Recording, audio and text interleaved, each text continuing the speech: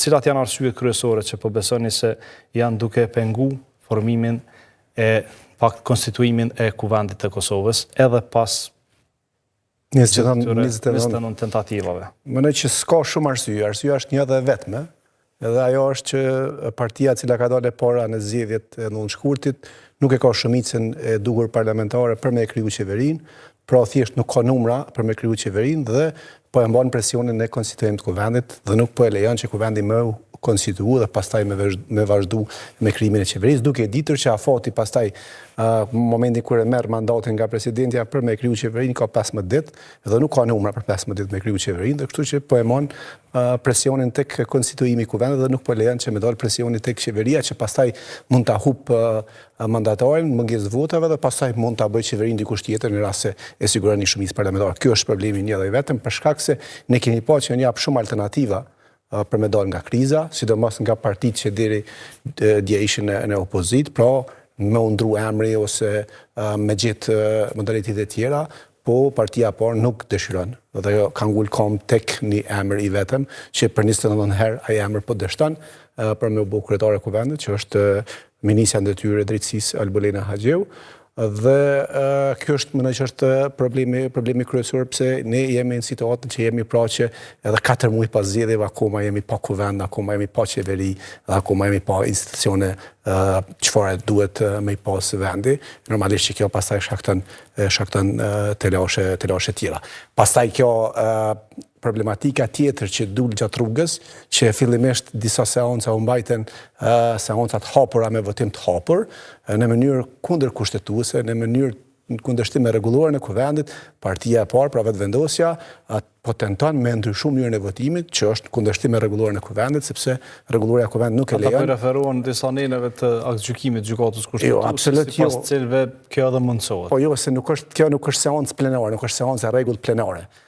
Pra nuk është një seancë e rregullt plenare ku deputetët me shumicë munden me votu për me ndryshu mënyrën e votimit. Po flasim për seancën konstituive të kuvendit. Dhe për një seancë konstituive të kuvendit dihet shumë qartë që qysh në takimin e parë ku kryetari i kuvendit që ka qenë, që në këtë rast është zoti Gleu Konjuca, i fton gjithë aktorët e partive politike që kanë fituar mandatin në kuvend, dhe ai takim ka ndodhur, dhe aty në atë takim merren vesh se cila do të jetë mënyra e votimit për me zgjedh kryetarin e kuvendit dhe njëkohësisht edhe kryesin. Në atë takim janë marrë vesh që votimi ka me qenë i hapur, edhe ashtu ka vazhdu disa seanca, pastaj vetëvendosja u mundu me ndryshu, me kalu një votim të msheft, po që është në kundërshtim me rregulloren, në kundërshtim edhe me praktikën e deri tanishme që e ka pas konstituimi i kuvendit të Kosovës.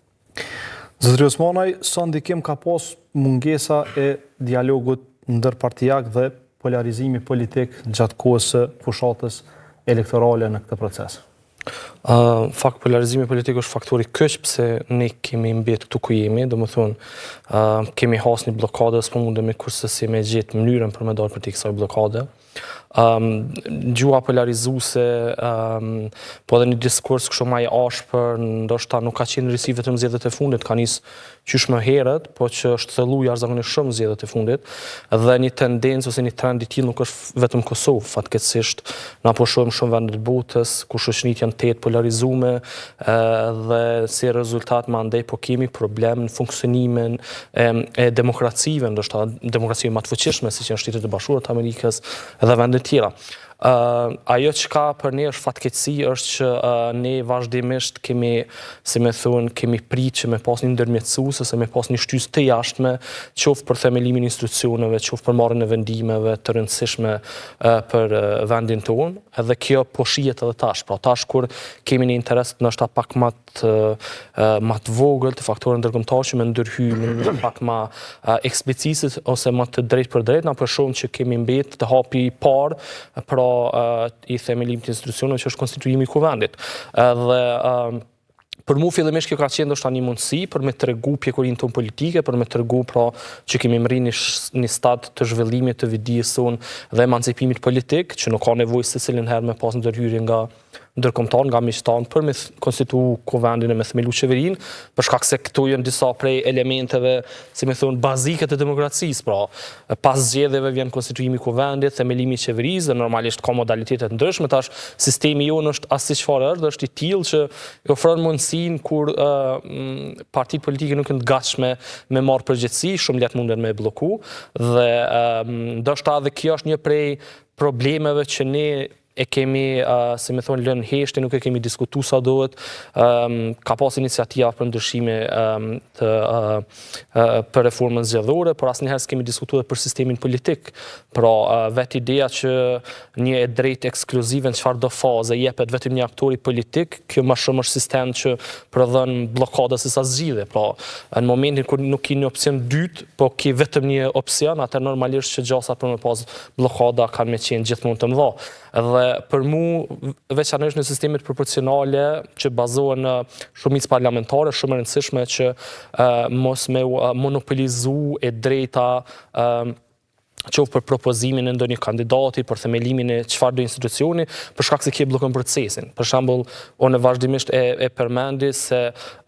si ta zëm të zgjedhja e kryetarit të kuvendit, që është një prej hapave kryesor për konstituimin e këtij institucioni, ka vetëm një mundësi, pra vetëm partia ose koalicioni fitues i zgjedhjeve mund ta propozojë kandidatin për kryetar të kuvendit, ndërsa te rasti i qeverisë kemi një rast pak më ndryshe, pra kemi një mundësi, pra që normalisht partia fituese ose koalicioni fituese ka drejtën që i pari pra tentojë themelimin e qeverisë, por nëse nuk mund ta bëjë këtë gjë, atëherë kërkohet një shumicë parlamentare, se sistemi jonë është i tillë. Në rastin e kuvendit kjo pak po sjell probleme dhe ndoshta në të ardhmen do të duhej fakt të fokusoheshëm këtë pikë, pra si ta përditësojmë ose si ta ndryshojmë, si ta avancojmë sistemin tonë që mos kemi bllokada të tilla. E raste të tilla ka prej shumë vendeve, qoftë ta zëm Suedia, Spanja, plot vende tjera që kanë sistem të ngjashëm, pra kanë modalitete ndryshme, qoftë duke mundësu kandidimin e më shumë kandidatëve, qoftë duke mundësu votimin e asaj që njihet si parlamentarizëm negativ, pra kur votat për janë më shumë se ato kundër, atëherë ka lënë edhe zgjedhjet kryetarit të kuvendit, po ka modalitete ndryshme që ndoshta do të ishte mirë edhe ne të shqyrtojmë të ardhmen, për ndryshe me këtë vedijen tonë politike që e kemi, kësi bllokada kemi pas vazhdimisht. Tash,